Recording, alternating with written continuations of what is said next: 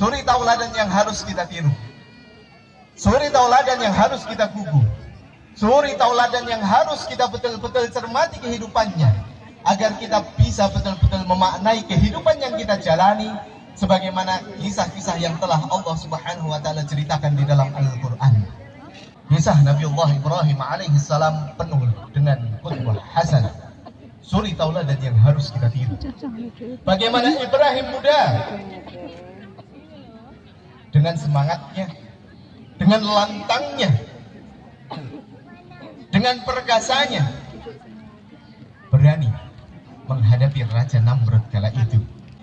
Maka kisah selanjutnya adalah bagaimana Nabiullah Ibrahim alaihissalam diuji oleh Allah Subhanahu wa taala ketika diperintahkan untuk membawa anak dan istrinya menuju ladang tandus penuh bebatuan. Satu hal yang harus kita tahu jamaah sekalian yang dirahmati Allah, Makkah Al-Mukarramah pada saat itu belum sebagaimana sekarang ini. Makkah Al-Mukarramah pada saat itu belum sebagaimana kisah tentang Nabiullah Muhammad sallallahu alaihi wasallam yang Makkah sudah penuh dengan manusia. Makkah pada zaman Nabiullah Ibrahim alaihissalam belum ada satupun makhluk hidup yang tinggal di tanah kering bebatuan tersebut. Inni askantu min dzurriyyati biwadin ghairi dzi zar'in 'inda baitikal muharram. Rabbana liyuqimus shalah faj'al af'idatan minan nasi tahwi ilaihim warzuqhum minat thamarati la'allahum yashkurun.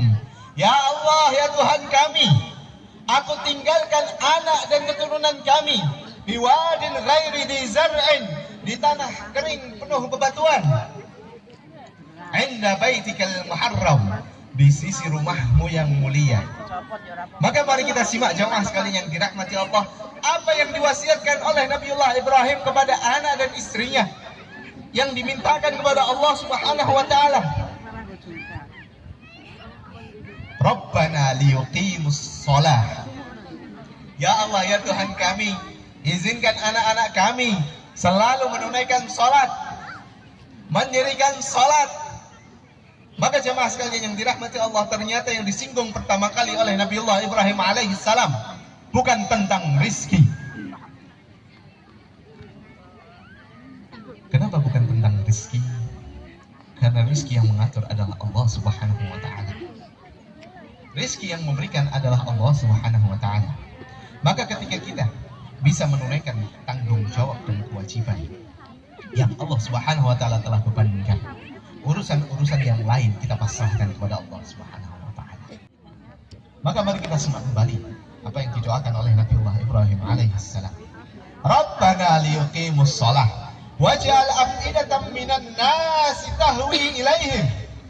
Dan ya Allah, ya Tuhan kami, jadikanlah fokus umat manusia kepada mereka, tahwi ilaihim, yang mereka semuanya akan berkumpul, yang mereka semuanya akan menuju ke rumahmu yang penuh mulia ini. Maka tidak mengherankan jemaah sekalian yang dirahmati Allah, itulah salah satu kenapa ada Zam-Zam. Doa Nabiullah Ibrahim yang menjadikan tanah suci Makkah Al-Mukarramah yang pada saat itu tanah kering tandus penuh bebatuan, ternyata terpancar dari tanahnya air Zam-Zam yang mengalir begitu derasnya.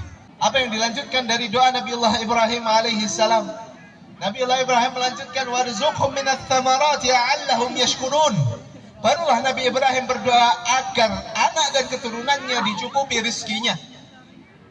Warzuqhum minat thamarat, dan semoga Allah Subhanahu wa ta'ala memberkahi kalian dengan buah-buahan yang berlimpah. Maka tatkala Ismail kecil tumbuh menjadi remaja, Allah Subhanahu wa ta'ala memerintahkan, wahai Ibrahim, bangunlah Ka'bah. Maka Ibrahim mengajak putranya Ismail untuk mendirikan Ka'bah. Allah Subhanahu wa ta'ala berkisah, wa idh yarfa'u Ibrahimul qawa'ida minal bait, dan ketika Ibrahim menaikkan pondasi Ka'bah, wa Ismail, dan putranya Ismail.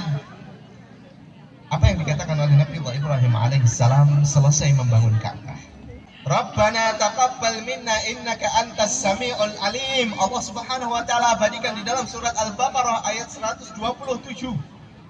Jamaah sekalian yang dirahmati Allah, bukan alhamdulillah yang kita ucapkan, akan tetapi ya Allah ya Tuhan kami, terimalah zakat, infak, sedekah kami. Maka itu pula yang akan menjaga hati kita dari perasaan riya, dari perasaan takabur, kesombongan karena kita sudah beramal soleh.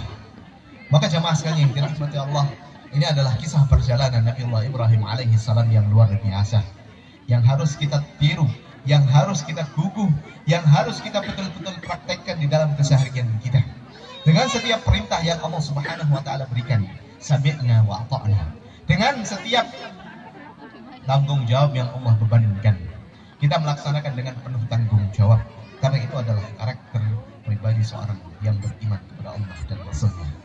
Allahumma salli ala Muhammad wa ala ali Muhammad kama sallaita ala Ibrahim wa ala ali Ibrahim wa barik ala Muhammad wa ala ali Muhammad kama barakta ala Ibrahim wa ala ali Ibrahim fil alamin innaka Hamidum Majid.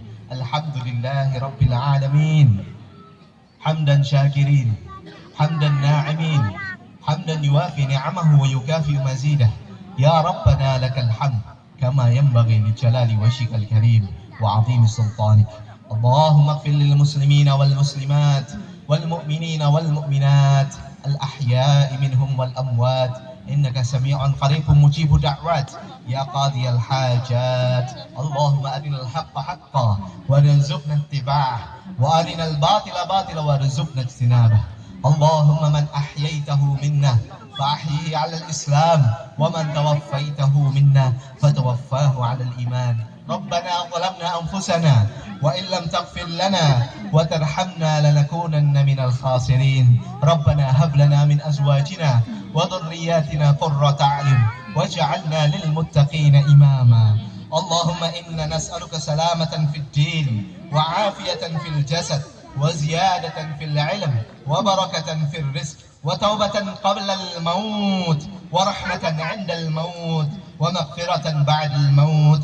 اللهم هون علينا في سقرات الموت والنجاة من النار والعفو عند الحساب. ربنا آتنا في الدنيا حسنة وفي الآخرة حسنة وقنا عذاب النار وقنا عذاب النار. سبحان ربك رب العزة عما يصفون والسلام على المرسلين والحمد لله رب العالمين.